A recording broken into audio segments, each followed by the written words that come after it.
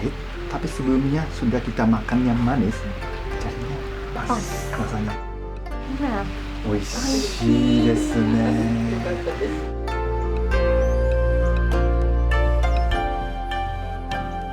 Ini ada 3 jenis daun teh, satu yang paling pekat, satu yang tidak terlalu pekat, dan satunya lagi paling tidak pekat dan rasanya cenderung lebih manis.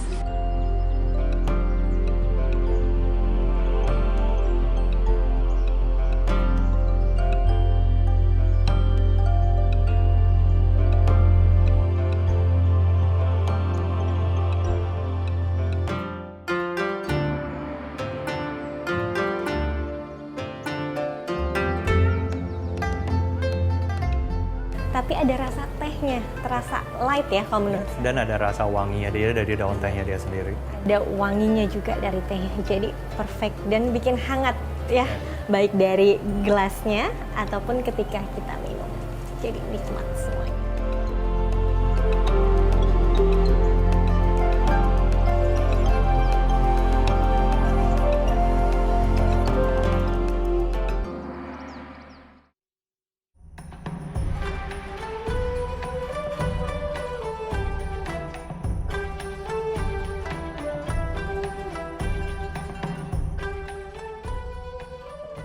Berada di Matsuyama, Prefektur Ehime, Jepang.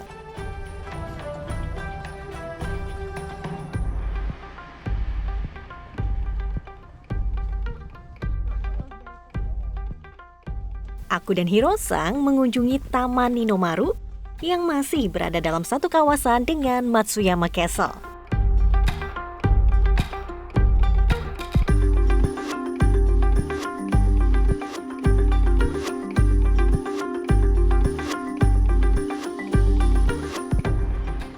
Di sini, aku dan Hiro akan merasakan cara meminum teh hijau secara tradisional.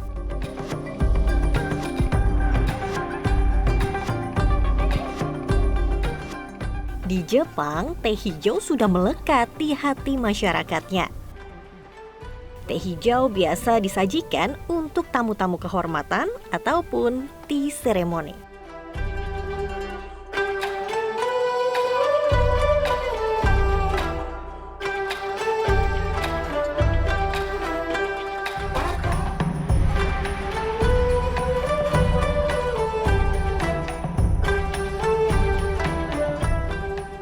Pertama-tama, aku dan Hiro disajikan kue dengan rasa yang manis, karena teh yang akan disajikan memiliki rasa yang pahit.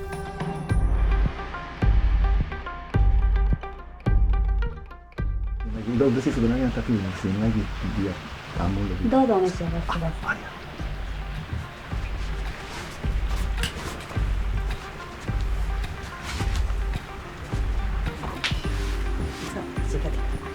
Jangan menikmati.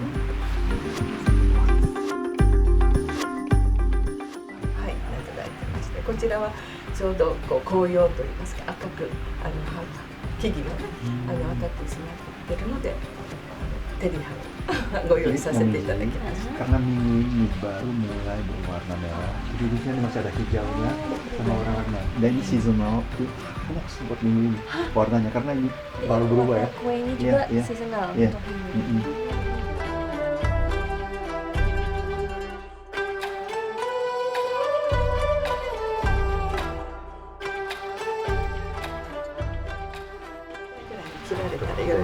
Kecil aja, ambilnya kecil aja. もう50人お召し上がり。 Ambil. 甘くて。あ、そうです。今運んでまいりましたはい東とね、うんはい、固めて。 Ini yang pertama itu masih agak basah ya. Ini namanya higashi. Higashi. Ya, hi adalah krim, kashi adalah kue. Kue kering. Kue krim.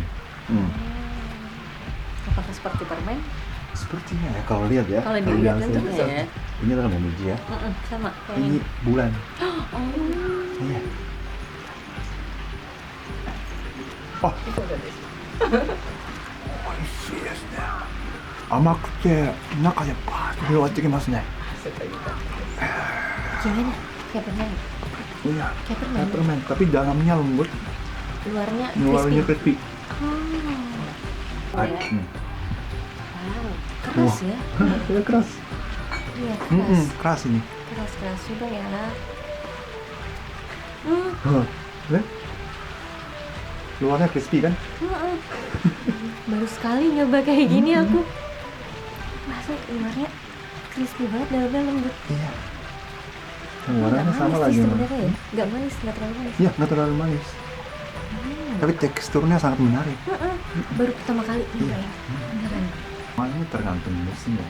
Jadi teh seremoni ini tuh sangat ada pengaruhnya dari musim. Jadi sekarang kan musimnya kayak meminji berwarna yang merah dan hijau. Ini juga bulan sama meminjinya, dan suhunya juga sangat pengaruh. Jadi lebih baiknya tidak terlalu panas, tidak terlalu dingin. Tapi yang membuat tehnya, kalau musim panas kan panas sekali tuh. Iya. Jadi bikinnya nggak sepanas di waktu musim dingin. Oh, menyesuaikan musim. Menyesuaikan ya. dengan musimnya. Jadi kok sekarang hangat? Hangat sih, tapi lebih menuju ke panas karena udah mulai musim gugur dan ke musim dingin.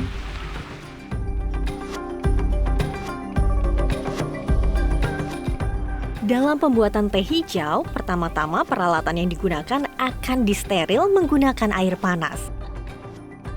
Diawali dengan cawan atau gelas teh, lalu diaduk perlahan ujung casen atau pengocok teh di dalam air panas.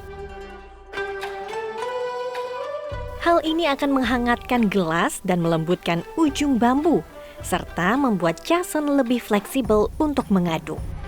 Setelah itu, kosongkan cawan dan dilap hingga kering. Kemudian, tuangkan 1 sendok casaku bubuk matcha ke gelas. Lalu diaduk hingga tercampur secara merata. Akhirnya, kami pun disajikan teh hijau.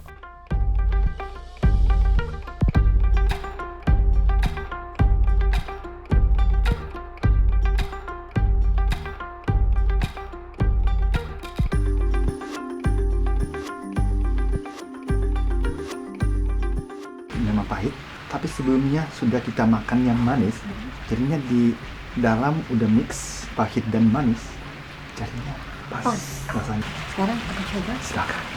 Itadakimasu.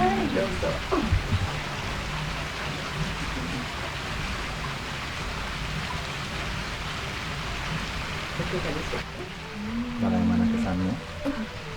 Enak. Oishii desu ne. よかったです。ありがとうございます。 Masih panas kan? Nggak terlalu panas. Iya. Dan benar tadi karena sudah makan kuenya, jadi ketika minum matcha yang pahit ini, jadi nggak terlalu pahit. Benar sekali caranya. Ternyata untuk meminumnya pun ada caranya loh, travelers. Tadi aku diminta sama Hiro pas dikasih motif dari gelasnya menghadap ke arah aku. Nah, untuk ambilnya dibalik lagi ke bagian depan baru diminum. Ini menunjukkan motif dari keramik atau gelas yang digunakan. Dan juga yang menariknya, kalau misalnya kita pakai cincin itu harus dilepas Supaya keramiknya nggak rusak. Ya. Karena ini berharga ya. Betul sekali. Usai mencicipi, aku pun mencoba untuk mengaduk teh hijau dan air panas secara tepat dengan gerakan seperti huruf W ataupun M. Saat teh sudah mengeluarkan gelembung kecil, kemudian aduk permukaannya hingga tercipta banyak buih dan mengental. Bagaimana travelers? Menarik ya melihat proses pembuatan teh hijau di Jepang. Journey masih akan membagikan cerita pembuatan teh hijau di Jepang, namun dari prefektur yang berbeda. Jadi, tetap di Journey ya, travelers!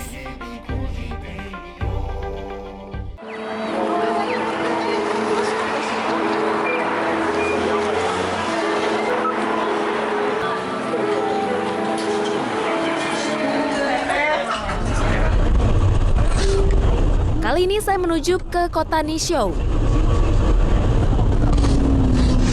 Salah satu kota di prefektur Aichi, Jepang yang menawarkan teh hijau dengan warna hijaunya yang pekat, wangi yang elegan, dan rasa yang lezat.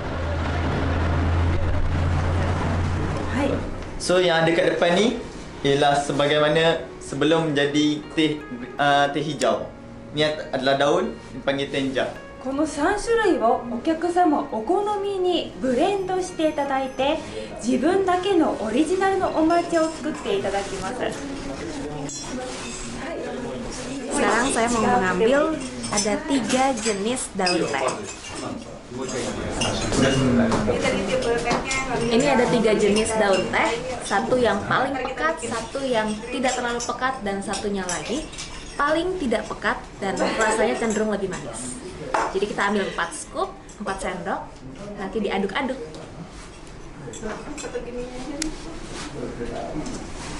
Di Museum Teh Hijau ini, wisatawan dapat mengetahui cara menghasilkan teh hijau berkualitas tinggi. Salah satunya ialah mencoba menggiling daun teh hijau dengan menggunakan alat penggiling. Alat ini namanya causut, digunakan untuk menggiling daun teh hijau. Salah satunya ialah mencoba menggiling daun teh hijau dengan menggunakan alat ini. Lumayan juga ya. Masih banyak nih daunnya. Bubuk teh hijaunya sudah mulai keluar.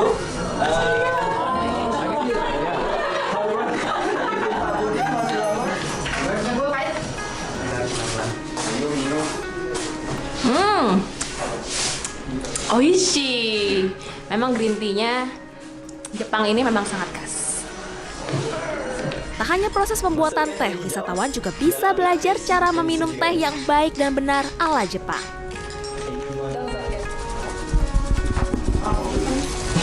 Sekarang diaduk dengan teknik aduknya berbentuk seperti ini dengan menggunakan alat yang khusus untuk menghasilkan buih di atas green tea ini.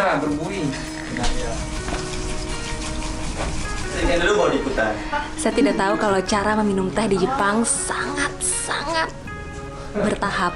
Sekarang saya akan mencoba mengikuti apa yang sudah diajarkan. Pertama-tama, bagian ini, bagian yang ada gambarnya harus menghadap ke kita. Tampung menggunakan tangan kiri, pegang dengan tangan kanan, putar 2 kali, lalu boleh saya minum.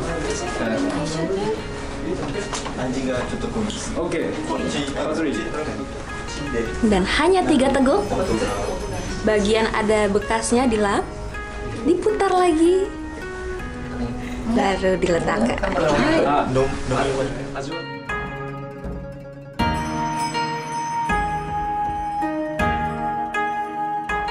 Ternyata bagi masyarakat Jepang, teh hijau bukan hanya sekedar untuk dinikmati, melainkan sebuah budaya dan tradisi. Kini matcha menjadi sebuah rasa yang populer, tak hanya di Jepang, melainkan di seluruh dunia.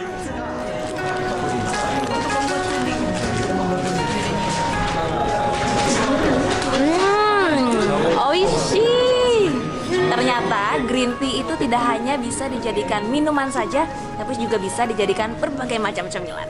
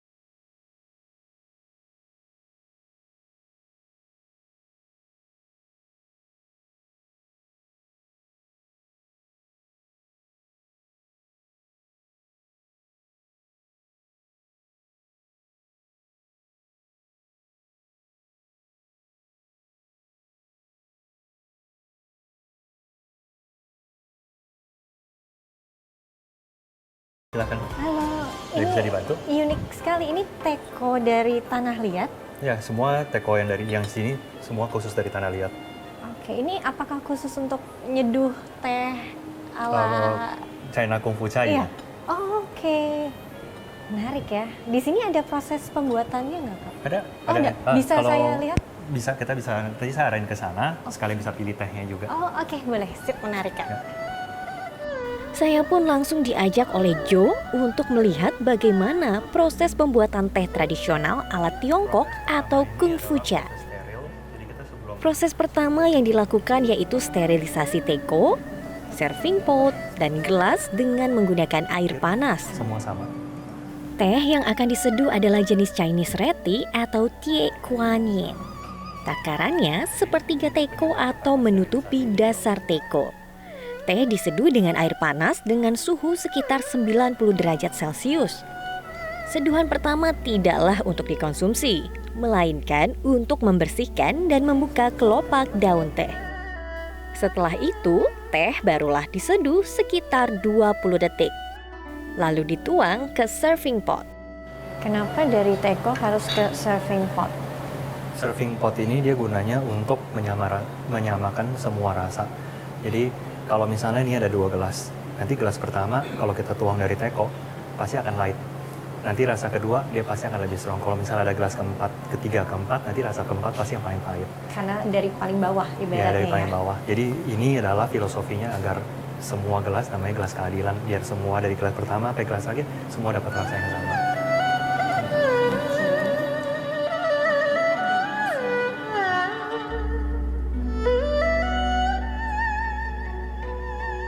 Ada yang mau 3 kali sip. Oh, ada filosofinya juga kah? Kalau dari beberapa filosofi sih, gelas pertama biasanya untuk terima kasih ke Tuhan. Kemudian kedua ke yang pembuat tehnya, ketiga ya, terima kasih karena sudah datang, udah mau coba minum teh gitu. Gitu.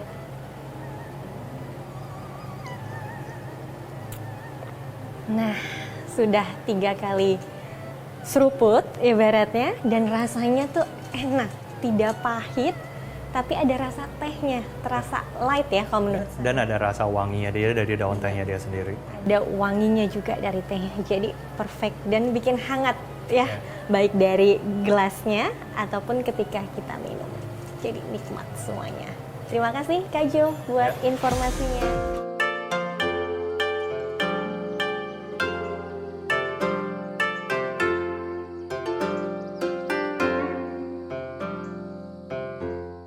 Jelajahi cara baru mendapatkan informasi. Download Metro TV Extend sekarang.